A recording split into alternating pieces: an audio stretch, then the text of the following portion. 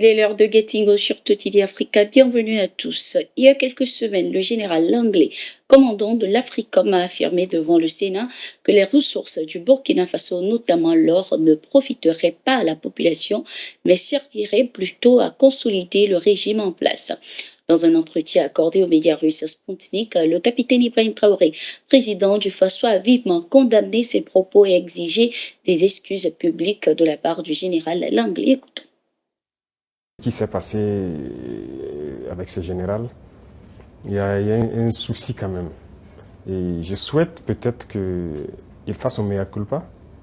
Si on l'a envoyé, qu'il comprenne que ce n'est pas la bonne mission. Si on l'a trompé, qu'il le dise publiquement, ou si on le débat le Sénat qu'il s'est trompé.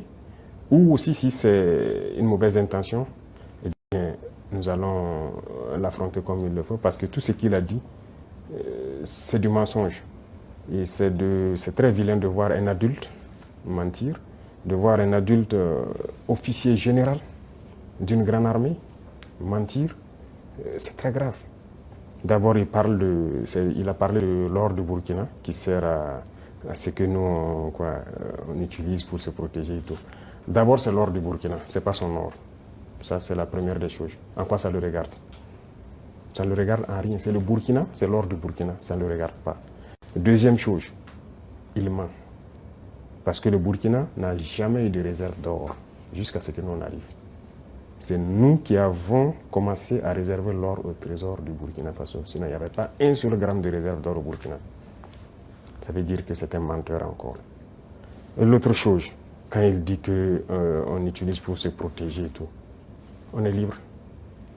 Si le peuple a décidé qu'on le gouverne, nous avons le devoir de nous protéger. Donc on est libre. En quoi ça le regarde?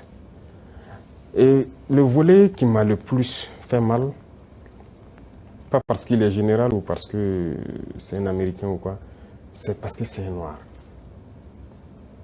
Et ça fait très mal de voir qu'on utilise un noir pour combattre un noir. Et ça n'a pas commencé maintenant. Il faut que ça s'arrête. Ça nous a fait beaucoup mal de voir que c'est un noir qui tient ses propos. C'est vrai qu'ils peuvent les regretter, par plusieurs canaux, ils essaient de se rattraper. Mais non, ça a été dit publiquement, il faut se rattraper publiquement. Voilà, nous, c'est comme ça. Nous ne sommes plus dans l'hypocrisie diplomatique, comme on aime le dire. Dire des choses haut et fort, et venir en bas dire non, on s'excuse, on n'a pas quoi. Il faut le dire publiquement. Donc, je les invite à se rattraper, à le dire publiquement, parce que la jeunesse africaine a compris, la jeunesse noire dans le monde entier a compris. Cette manipulation ne passe plus. Voilà, ça a toujours été le cas, utiliser de faux alibis pour espérer atteindre d'autres objectifs. Ça ne passe plus. Toujours dans cette même ligne, le député sénégalais Guy Marius Sagna a pris fermement position ce 13 mai en soutien au président burkinabé Ibrahim Traoré, fustigeant les déclarations du général américain Langlais qu'il qualifie de manœuvre impérialiste. Lors d'une visite à l'ambassade du Burkina Faso à Dakar au Sénégal, le parlementaire a dénoncé une stratégie de division où des Africains sont instrumentalisés contre d'autres Africains. Dans une lettre remise aux diplomates, il salue la rupture anticoloniale engagée par le Burkina Faso, le Mali et le Niger, affirmant son soutien à Ibrahim Traoré qu'il présente comme un frère de lutte.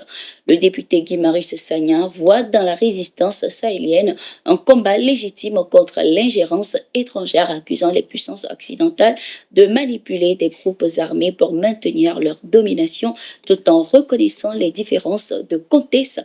Il établit un parallèle avec la récente alternance démocratique au Sénégal, espérant un nouveau souffle panafricain sous la présidence de Diomaye Faye. Ce geste symbolique renforce les voix qui, à travers le continent, appellent à une véritable souveraineté africaine. Le président angolais João Lourenço est au Gabon. Son objectif a été d'échanger avec l'ancien président du Gabon, Ali Bongo, un face-à-face avec l'ex-chef d'État gabonais évincé par les militaires en août 2023. C'est dans l'intimité de la résidence privée de l'ancien président que les deux hommes ont discuté. Selon les informations, le président João Lourenço a voulu prendre des nouvelles de l'ancien président gabonais, de son épouse Sylvia Bongo et de leur fils Noureddine Bongo. Valentin, récemment libéré de prison, est désormais assigné à résidence. Cette rencontre inattendue survient alors que Joao Lourenço multiplie les consultations régionales sur la sécurité et la coopération économique en Afrique centrale. Pour Ali Bongo, retiré de l'arène politique depuis sa chute brutale, c'est une rare apparition aux côtés d'un dirigeant étranger, un geste qui pourrait bien dépasser la simple courtoisie. Si le contenu de leur discussion reste pour leur secret, les observateurs y voient un pas de plus vers l'apaisement au Gabon, toujours en convalescence après le coup d'État et l'avènement d'un nouveau régime. Brice Clotaire Oligui Nguema, l'homme qui a succédé à Bongo, a rapidement consolidé son pouvoir en remportant les élections dans le pays.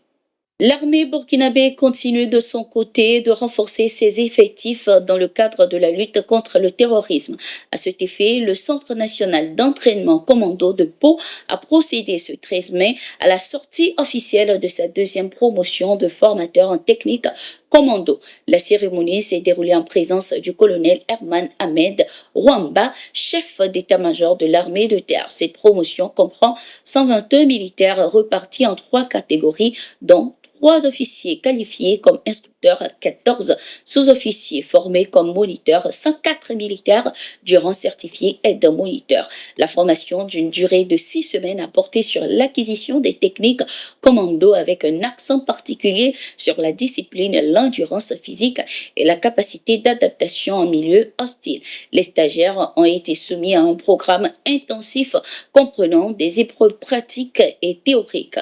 Selon les autorités militaires, cette nouvelle promotion permettra de renforcer les capacités de formation au sein des différentes unités de l'armée. Les nouveaux formateurs seront chargés de diffuser les techniques acquises auprès de leurs camarades militaires. Le Centre national d'entraînement commando de Pau, créé pour professionnaliser la formation des forces armées, confirme ainsi son rôle dans la montée en puissance des capacités opérationnelles de l'armée burkinabé. Cette institution continue de former ses spécialistes des techniques commando dans le cadre de la lutte contre le terrorisme et pour la sécurisation du territoire national. Les nouveaux formateurs seront déployés ainsi dans les différentes unités de l'armée dans les prochaines semaines selon le calendrier établi par l'état-major. Au Mali, ce 6 mai 2025, la police de Kéniéba a mis hors d'état de nuire 2 individus en possession d'une arme artisanale, de 5 cartouches et d'un couteau. Âgés de 25 ans et orpailleurs à Diolafoundou, ces 2 personnes ont été arrêtées à Béréma, à 60 km de Kéniéba, après une dénonciation anonyme. Placés en détention provisoire, ils font l'objet d'une enquête. Les autorités saluent ainsi la collaboration citoyenne essentielle pour cette réussite et appellent à maintenir la vigilance pour préserver la sécurité de tous. Merci d'être resté avec nous. Nous sommes en continu sur nos différentes plateformes. À tout de suite.